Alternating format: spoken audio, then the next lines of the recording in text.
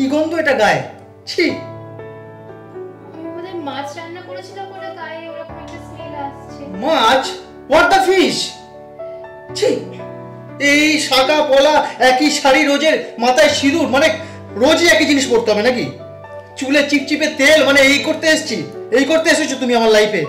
আগে কিরকম ছিলে আর এখন কিরকম তুমি নিজেকে দেখো, আয়নায় দেখো, নিজেকে আয়নায় দেখো, কি অবস্থা তোমার, সারা শরীরটা দেখো, মানে টিপিক্যাল গাইয়া। মানে আমারই ভাগ্য খারাপ, এরকম যদি চলতে থাকে আমি তোমার সঙ্গে থাকতে পারবো না।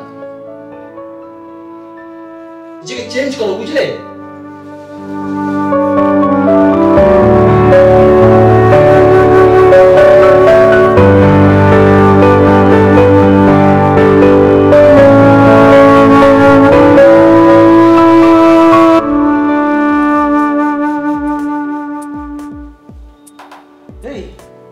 এই ড্রেস পরে কোথায় যাচ্ছ? আমি একটু পার্টিতে যাচ্ছি। ও হ্যাঁ, তোমার এটিএম গুলো শোনো না, এই ফোনটা না ব্যাক ডেট হয়ে গেছে। আমি একটা আইফোন নিয়েছি আর কিছু কসমেটিক্স কিনেছিলাম, যেটা 1 লাখ টাকা লেগেছে। আর এই যে 1 লাখ টাকা, সেটা আমি আমার বন্ধুদের সাথে পার্টি করব। এরা ধরো ধরো, এগুলো ফাঁকা, আমার আর লাগবে না। উফ সিট, উফ শাঁখা করাগুলো খুলতেই ভুলে গেছি।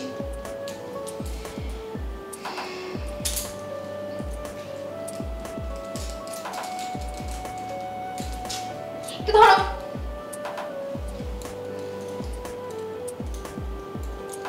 এ নাও,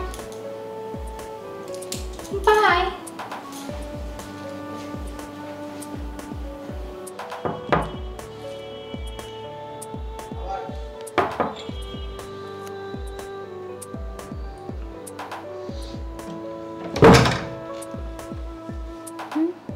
বাড়ি এসে গেছে? কি অবস্থা?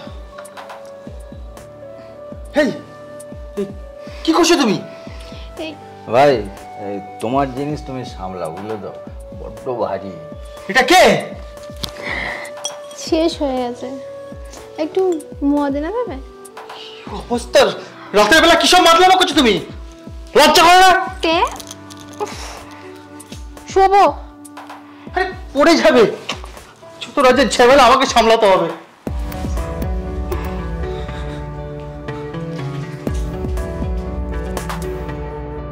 এই এই, তুমি কি করতে রাতে ঢুকছো? যাও, বেরো। ও সরি, আমার ভাই, আমার তো গল্প। ও এক্সট্রিমলি সরি, ভুলে গেছি। ওকে, গুড নাইট।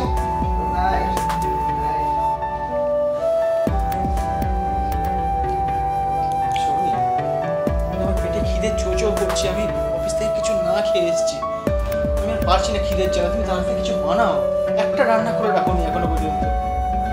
আমি রান্না করব? হ্যাঁ। তুমি আমার হাতটা দেখেছো? আমি পেডি মেনি নেল এক্সটেনশন করে এসেছি আজকে, দেখো। আর আমাকে বলছো আগুনের মধ্যে যেতে? জানো আমি 10,000 দিয়ে আমি ফেসিয়াল করেছি। শোনো না, তুমি যাও, এই করো, অনলাইন কিছু খেয়ে নাও আজকে, আর কাল থেকে ওই রামুর দোকান থেকে খেয়ে নেবে। তোমার কি মাথা খারাপ হয়ে গেছে নাকি? তুমি কি বলছো উল্টো পাল্টা? আমি রামুর দোকানে যাবো খেতে? আমার প্রত্যেকটা টাকা প্রতিদিন সেভিংস অ্যাকাউন্ট থেকে ধ্বংস করছো, প্রত্যেকটা টাকা উঠিয়ে দিচ্ছ, নিচে নেলস কেয়ার করছো, পেডিকেয়ার, ম্যানিকেয়ার, মেকআপ, মদ খেয়ে রাত্রিবেলা বাড়িতে আসছো তুমি অন্য ছেলের সাথে, আর কত কিছু দেখবো আমি।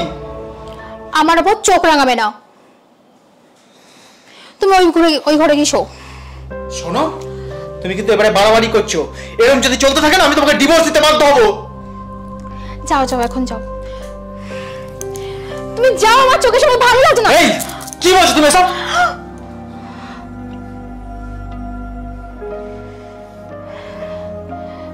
তুমি আমাকে মারলে,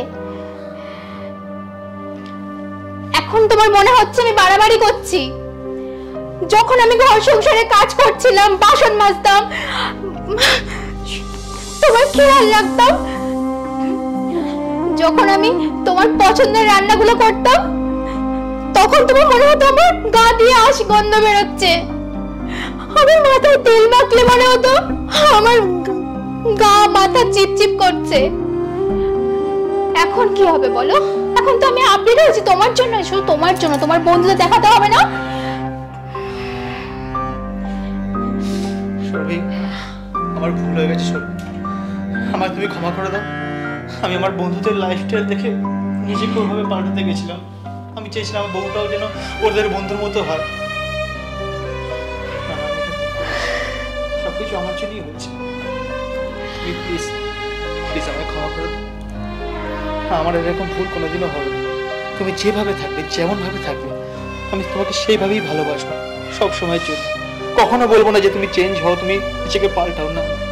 আমরা সবসময় একসাথে থাকতে চাই।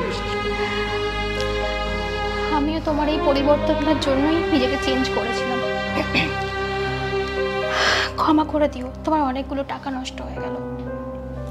প্লিজ তুমি কাল থেকে আবার যেরকম আগের মতো ছিলে ওরকম হয়ে যাও, আমার লক্ষ্মী বউয়ের মতো। আমি রাখি, আমার কোনো